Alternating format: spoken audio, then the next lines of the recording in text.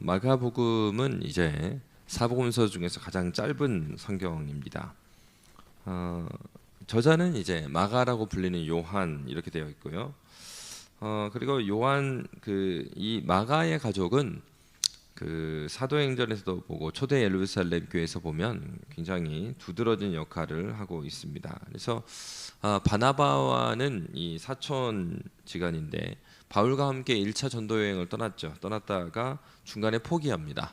그로 인해서 이제 바울과 바나바가 나중에 마가를 동행할 것인가 말 것인가의 문제로 다투게 되는 그런 주인공이죠. 이제 바울 같은 경우는 이제 마가와 같은 경우는 같이 하면 안 된다 이렇게 봤고요. 바나바는 그럼에도 불구하고 같이 가기를 원했습니다. 그런데 이제 그 나중에 보면은 그렇다고 해서 이렇게 헤어지고 나서 끝난 것이 아니라 바울이 이제 그의 서신서에서 마지막에 보면 마가를 이제 데려오라, 마가를 이제 보고 싶어 하고 하는 걸 볼 수가 있어요. 그러니까 이제 마가는 그렇게 초대교회 때부터 굉장히 주요한 인물로 드러나고 있습니다. 그런데 이제 마가복음 같은 경우에는 이제 왜 쓰여졌는가? 추정하기로는 그 당시에 지하교회에 숨어서 지냈던 그 로마 세력에 의해서 압제당하고 있는 그런 유대인들을 향하여서 쓴 글이다. 이제 이렇게 보고 있습니다. 그렇기 때문에 그들이 원했던 건 무엇이겠어요? 그 압제로부터 핍박으로부터 해방되는 것, 그것에 대한 이제 간절한 고대와 소망이 있었던 것이죠. 그렇기 때문에 오히려 이제 마가복음은 바로 고난 이후에 있을 부활의 영광에 대해서 초점을 강조하고 쓰여진 글입니다. 그래서 고난당하는 교회의 기독교 신앙이 무엇인지를 해석해 주기 위해서 썼고요. 그러다 보니까 예수님의 이 그 순환에 대한 얘기, 고난 주간에 겪었던 일, 십자가를 달리기 전에 그 한 주간 동안에 겪었던 일이 이 마가복음의 40% 분량을 차지합니다. 그러니까 예수님의 공생애를 생각해 보면 굉장히 짧은 일주일인데 그 절반에 가까운 내용을 거기에 이제 중점을 뒀다 하는 것이죠. 마가복음 1장 1절 이렇게 시작해요. 하나님의 아들 예수 그리스도의 복음의 시작이다. 복음의 시작이라고 말을 하고 있고요. 마가복음 16장 20절은 이렇게 마치고 있습니다. 제자들이 나가 두루 전파할세 주께서 함께 역사하사 그 따르는 표적으로 말씀을 확실히 증언하시니라. 그러니까 무엇을 보여주고 있습니까? 하나님의 아들, 그러니까 너희 핍박받는 교회에게 너희가 받은 복음은 그저 어떤 사람들에게 받은 것이 아니라 하나님의 아들 예수 그리스도로 말미암아서 너에게 온 것이다. 그러니까 하나님으로부터 온 것임을 강조해서 믿음으로 이 핍박의 시간을 견뎌낼 것을 이야기하면서 또 마지막은 어떻게 끝내는 겁니까? 제자들이 나가 두루 전파할세. 그러니까 너희가 지금 이렇게 핍박에도 불구하고 복음을 가지고 살아가고 있는데 주께서 함께 역사하사 그 따르는 표적으로 말씀을 확실히 증언하시니라. 그럼에도 불구하고 주님께서 너희와 함께 지금도 역사하고 있다라는 것을 그들에게 증언하고 있는 것입니다. 내용적으로 보면 이제 1장부터 8장까지는 예수님께서 갈릴리에서 하신 사역을 중점적으로 기록하고 있습니다. 그래서 예수님이 가르치고 전파하고 고치시는 사역이 있죠. 그 사역들에 있어서 기초를 다지는 그 내용으로. 근데 이제 8장부터는 이제 변화가 있습니다. 8장에가 무엇이 나오냐? 베드로의 고백이 나오죠. 베드로의 고백이 나오고 베드로의 고백이 나오자 예수님께서 어떤 말씀을 하십니까? 네 고백처럼 이제 메시아가 고난을 당하고 죽으시고 다시 살아날 것에 대해서 말씀을 하십니다. 그러시면서 이렇게 예수님의 제자로 따라가는 사람들에게 있어서 치러야 될 대가가 있다. 이런 말씀하시고 10장에 가면은 이제 예수님과 제자들이 예루살렘 향해서 여행할 때까지 이제 여정들이 이어집니다. 그리고 이제 11장부터 마지막까지는 입성하셔부터서 이제 부활의 얘기까지.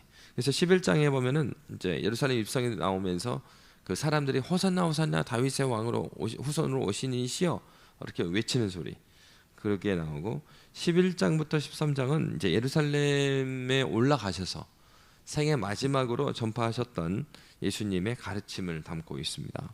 그리고 이제 14장은 그러한 가르침 이후에 최후의 만찬, 그리고 유다가 배신하고 예수님께서 체포당하시고 공회의 신문 받으시는 내용들. 그러면서 이제 15장은 빌라도의 신문, 그리고 군인들이 희롱하는 거, 십자가 고난과 죽음, 장사, 이런 내용이 나오고, 16장에는 이제 예수님의 부활에 대한 내용들이 나오고 있습니다.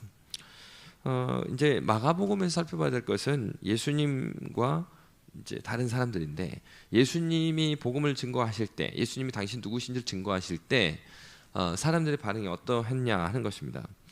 그러니까 어떤 사람들은 예수님을 믿었습니다. 근데 이제 중요한 부분은 누가 예수님을 믿었는가 하는 것입니다. 재미있게도 마가복음에 보면은 가장 예수님을 제대로 믿지 않은 사람이 누구로 나오냐면 제자들로 나와요. 마지막까지 이상한 얘기를 해요. 근데 오히려 예수님을 믿었던 사람들은 누구였냐? 중풍병자와 친구들, 그다음에 혈루증 알아온 여인, 회당장의 아이로, 수로보닉의 여인, 맹인 바디메오, 그리고 십자가 고난 현장에 있었던 백부장. 그러니까 마가복음 마지막 하면은 예수님 그가 정말 하나님의 아들이었다 이렇게 고백을 누가 하냐면 백부장이 한단 말이죠. 그러니까 당시에는 어떤 사람들입니까? 당시 생각에 신앙을 고백하는 사람들이 아닌 거죠.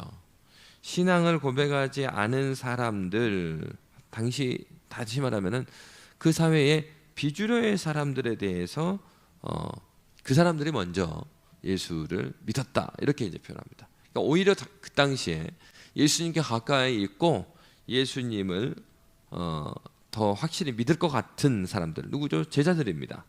그 제자들은 두 번째 부류예요. 누구냐? 혼란에 빠져요.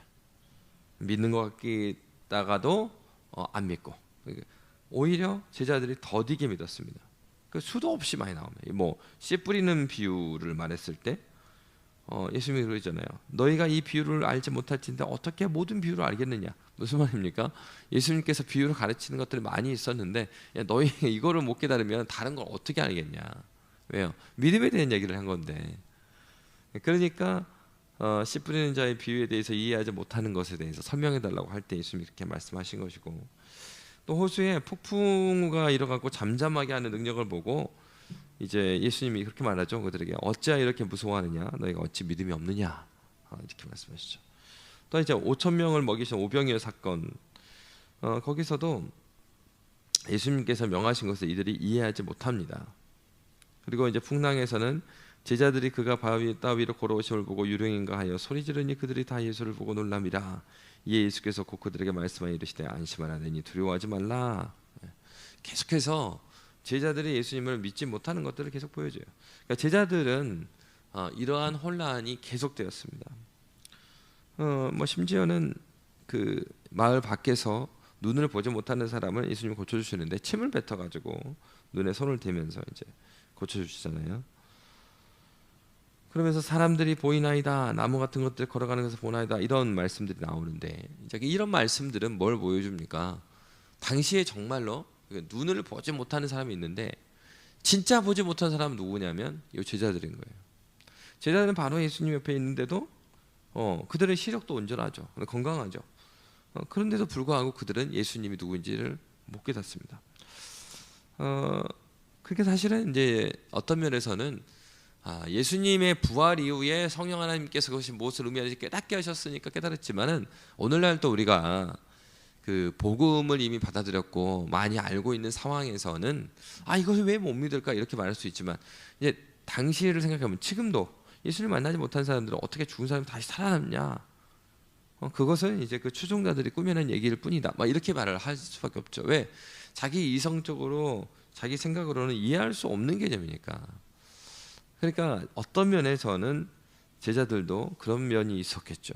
그러니까 주님께서 죽으시고 다시 살아나신다는 그대로 받아들였다면, 그러니까 뭐 예수님께서 하신 얘기가 그러잖아요. 너희가 어린아이와 같지 않으면은 천국을 볼 수 없다. 바로 이런 내용이 아닐까요? 그러니까 예수님께서 이렇게 그 말씀을 왜 하신 거예요? 예수님 말씀을 있는 그대로 받아야 되는데 이들이 생각할 때는 예수님이 죽고 다시 산다 그러니까는 그것을 나름대로 저기에는 심오한 의미가 있을 거야. 말 그대로 죽으시고 다시 사시는 건데, 그렇게 함으로 오히려 그들은 예수님을 더디게 믿는 그런 결과를 가져옵니다.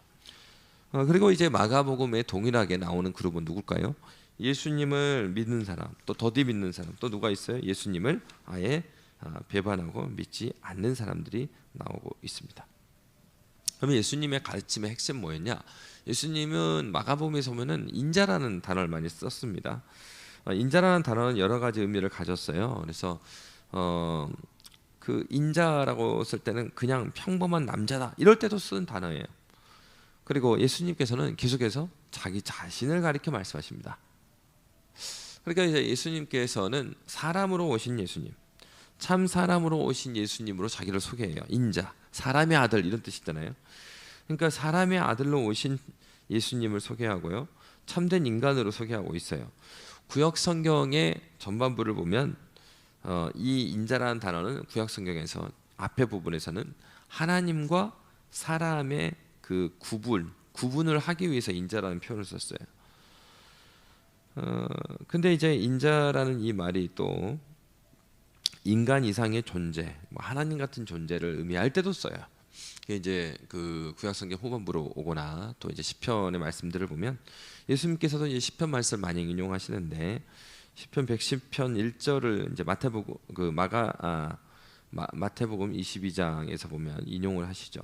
그러니까 인용하실 때 보면 여호와께서 내 주께 말씀하시기를 너는 내 오른쪽에 앉아 있으라. 이제 시편 말씀 인용해서 말씀하시는 거죠. 공의 앞에서 말씀하실 때도 인자가 권능자의 우편에 앉은 것을 볼 것이라. 그러니까 시편 말씀을 인용해서 계속해서 인자라는 말을 해요. 권능자의 우편에 앉았다. 그게 무슨 말입니까? 하나님이란 얘기죠. 권능자 우편이라는 것은 뭐 그 물리적인 우편 그런 측면도 있습니다. 없다고 하면 안 되고 있는데, 그리고 또 다른 의미가 뭐가 있습니까? 우편이라는 것은 하나님의 권능을 이야기해요. 그러니까 하나님의 권능으로 앉아 계시는 분, 그거 하나님이시죠. 하나님께서는 한 분이시니까. 그러니까 바로 예수님을 어떻게 표현했어요? 인자라고 표현하면서 인자께서 어떻게 계신다? 하나님 권능의 우편에 앉아 계신다. 이렇게 표현을 하시면서 당신이 바로 사람이자 또 하나님이심을 드러내기 위해서 인자라는 말씀을 쓰셨습니다. 그러니까 구약에서 보면 인자가 또 메시아의 다른 호칭으로도 나오죠. 그래서 마가복음 12장 34절에서는 우리는 율법에서 그리스도가 영원히 계신다함을 들었거늘 너희는 어찌하여 인자가 들려야 하리라 하느냐? 이 인자는 누구냐? 이렇게 이제 물어보는 부분이 나오죠. 바로 예수님께서는 인자라는 단어를 통해서 자신이 참 사람이고 또 하나님이심을 보여주셨습니다. 왜 그렇습니까? 바로 참 사람이시고 참 하나님이셔야만 하나님과 하나님 앞에서 죄를 지은 인간의 이 단절돼 버린 하나님과 관계를 회복할 수 있기 때문에 그래요. 그래서 예수님께서는 자신을 인자로 마가복음에서는 소개하고 있습니다. 결국은 예수님께서 이 인자라는 단어를 통해서도 무엇을 보여주셨습니까? 당신께서 이 땅에 오신 이유는 우리를 위한 대속자로, 중보자로 오셨음을 알려주신 것입니다. 그래서 이 예수님께서 인자에 대한 얘기는 이사야 53장의 메시아의 고난, 순환을 이야기하는 말씀과 딱 들어 맞아 떨어집니다. 실제로 이 마가복음 내용을 보면 베드로가 중심적으로 등장을 많이 합니다. 뭐 예수님에 대한 증언도 베드로가 하고요. 그런데 이 베드로가 많이 등장시킨 이유는 바로 마가가 처음에 말씀드린 것처럼 이 책을 누구한테 쓴 겁니까? 핍박받고 있는 교회들한테 썼기 때문에 그렇습니다. 왜요? 사실은 베드로와 같이 예수님께 사랑받고 그 수제자로 있었고, 그리고 사복음서를 잘 보면 베드로가 한 4번 정도는 예수님을 떠나거든요. 처음에 불렀을 때 와서 계속 있었던 게 아니에요. 처음에 불렀을 때는 그 형제들을 불러서 왔다가 다음에 보면 또 어때요? 고기 잡고 있잖아. 예수님이 또 찾아가잖아. 그리고 또 다음에 또 어떻게 보면 이 장모 열병에 걸려갖고 또 거기 가 있어요. 그러니까 베드로 같은 경우에 보면은 처음에 부를 때도 한 번에 왔고 그런 사람은 아니거든요. 그럼에도 불구하고 예수님께서는 베드로를 기뻐하셨고, 베드로가 또 예수님이 누구신지 진짜로 고백을 했고, 그리고 그럼에도 불구하고 그 고백을 하고 난 바로 다음에 예수님의 길을 막아선 사람이고, 그리고 예수님이 십자가를 질 때도 예수님을 절대 다른 사람이 있는 부인해도 나는 절대 그렇지 않는다라고 말했던 베드로가 3번이나 예수님을 부인하게 됩니다. 당시에 핍박받는 교회에 얼마나 많은 사람이 있었겠어요. 어떤 사람이요? 예수님을 부인하고 변절한 사람들이. 교회에 어려움이 있을 때 주님을 떠난 자들이 많이 있었던 시절이죠. 그 핍박 가운데 믿음을 지키는 사람이 있는가 하면 믿음을 버린 사람도 있어요. 그럴 때 사람들이 어떤 생각이 들겠어요? 야, 저거 신앙 지켜봐야 뭐하냐, 결국은 이렇게 죽임당하기만 하고 저렇게 순교당하기만 하는데, 이제 그런 얘기가 들려올 때 추정하기로는 또 요 시기, 마가복음이 쓰여졌던 시기가 어느 시기로 보느냐, 바로 그렇게 예수님을 3번이나 부인했던 베드로가 순교당했던 시절이라고 봅니다. 그러니까 당시에 베드로의 죽음을 보면서 어떤 생각을 하겠어요? 야, 저렇게 예수님을 부인하고 다시 사도로서 활동을 해도 결국은 저렇게 죽임을 당하는 것밖에 아니는구나, 저게 아무 의미가 없지 않느냐라고 말하는 그들에게 마가는 어떤 얘기를 하는 겁니다. 그렇지 않다. 베드로의 그 신앙 고백을 주님께서 받으셨고, 베드로와 같이 예수님을 부인한 자도 하나님께서, 예수께서 찾아가셔서 그를 복음 사역자로 사용해서 쓰셨다. 그러니까 당시에 핍박받는 교회들에 어떤 사람은 주님을 배반한 적도 있을 거 아니에요. 그러면은 이게 핍박만 있는 겁니까? 핍박이 있으면 그 안에, 교회 안에서의 분란도 있다고요. 저 사람은 배신자고 여기는 복음을 순수하게 지켰고, 이런 사람들이 있는 거예요. 그럴 때 마가는 어떻게 말하는 거예요? 저 부인한 베드로도 예수께서 그를 쓰셔서 이 제자로 만드시고 그렇게 일을 하셨다. 무슨 말입니까? 핍박받는 교회야 저렇게 나가 있는 사람이나 너희나 동일하게 주님의 몸된 교회로 주님을 섬겨나가는 것이 주님의 제자된 길이다. 그래서 마가복음의 마지막 절은 어떻게 끝나요? 제자들이 나아가서 복음을 전했습니다. 제자들이 나가 두루 전파할세 주께서 함께 역사하사 그 따르는 표적으로 말씀을 확실히 증언하십니다. 결국은 이 마가복음은 핍박받는 그 교회에 너희에게 여전히 주님께서 함께 계시고 지금도 주님께서 너희와 함께 일하고 계심을 그들에게 말하고 있습니다. 굳이 다른 복음서보다 마가복음 14장 72절에 베드로가 부인한 다음에 이렇게 적고 있어요. 그 일을 생각하고 울었더라. 뭘 말하겠습니까? 핍박받는 교회에게 그 일을 생각하고 울고, 울었다는 건 뭘 하겠어요? 회개한 거예요. 회개하라는 거예요. 예수님께서 그를 찾아가셨고 그가 다시 돌아오잖아요. 그러니까 회개하고 돌이켜서 그들이 16절에서 뭐 하고 있어요? 제자들이 나가 두루 전파하는 사람들. 교회는 어떠한 곳입니까? 회개가 있는 곳이 교회죠. 주님 앞에서 죄를 짓고 때로는 베드로처럼 주님을 부인하고 그렇게 살아가더라도 회개하면서 주님께 나아와 주님의 은혜를 구하는 것. 그래서 주님 앞에서 힘있게 하나님의 백성의 복음의 증인으로 사는 그런 것. 그게 바로 교회입니다.